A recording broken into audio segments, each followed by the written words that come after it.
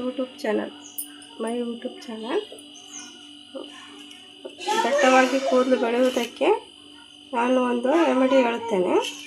ಕರಿಬೇವಿನ ಸೊಪ್ಪು, ದಾಸವಾಳ ಹೂವು, ಬೇವಿನ ಸೊಪ್ಪು, ಒಂದು ನಿಂಬೆಹಣ್ಣು, ಮೆಂತ್ಯ ಮತ್ತು ದಾಸವಾಳ ಹೂವಿನ ಎಲೆ, ಇದಿಷ್ಟು ನಾವು ಮಿಕ್ಸರ್ಗೆ ಹಾಕಿಕೊಳ್ಳೋಣ.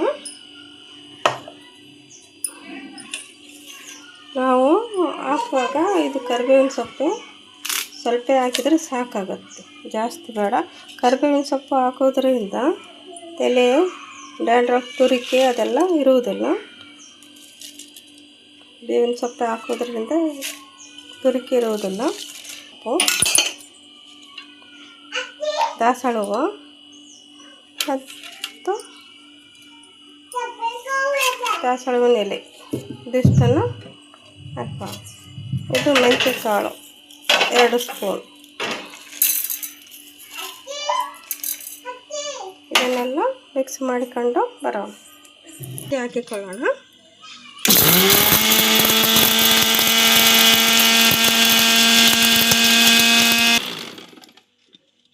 ಅರ್ಧ ಹೋಳು ನಿಂಬೆಹಣ್ಣು ಹಾಕಿಕೊಳ್ಳೋಣ.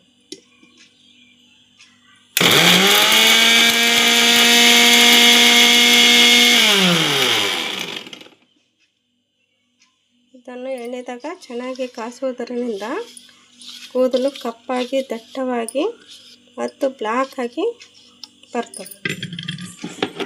ಆನ್ ಮಾಡಿಕೊಳ್ಳೋಣ. ಇದಕ್ಕೊಂದು ಕಡಾಯಿ ಇಟ್ಟುಕೊಂಡು ಅರ್ಧ ಲೀಟ್ರ್ ಎಣ್ಣೆ ಹಾಕಿಕೊಳ್ಳೋಣ. ಕೊಬ್ಬರಿ ಎಣ್ಣೆ ಹಾಕಿಕೊಳ್ಳೋಣ. ಅರ್ಧ ನಮಗೆ ಎಷ್ಟು ಬೇಕಾಗ್ತದೋ ಅಷ್ಟು. ಇದನ್ನು ಚೆನ್ನಾಗಿ ಕಲಿಸಿದ್ರೆ ಹಾಕಿಕೊಳ್ಳೋಣ. ಎಣ್ಣೆ ಚೆನ್ನಾಗಿ ನಮ್ಗೆ ಎಷ್ಟು ಬೇಕಾಗ್ತದೆ ಅಷ್ಟು. ಎಣ್ಣೆ ಸ್ವಲ್ಪ ಬಿಸಿ ಆದ ಮೇಲೆ ಇದು ನಾವು ಮಿಕ್ಸರಿಗೆ ಹಾಕ್ಕೊಂಡಿದ್ದೀವಲ್ಲ ಅದನ್ನು ಇದಕ್ಕೆ ಎಣ್ಣೆಗೆ ಮಿಕ್ಸ್ ಮಾಡಿಕೊಳ್ಳೋಣ. ಬಿಸಿಯಾಗಿದೆ. ಈ ಥರ ಚೆನ್ನಾಗಿ ಮಿಕ್ಸ್ ಮಾಡಿಕೊಂಡು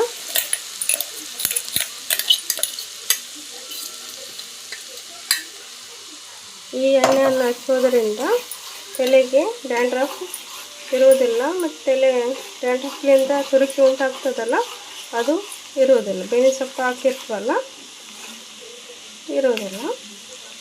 ನೋಡಿ ಚೆನ್ನಾಗಿ ಎಷ್ಟು ಚೆನ್ನಾಗಿ ಬಂದಿದೆ, ಎಷ್ಟು ಘಮ ಘಮ ಅನ್ನಿಸ್ತಿದೆ. ನನ್ನ ಮಕ್ಕಳಿಗೆ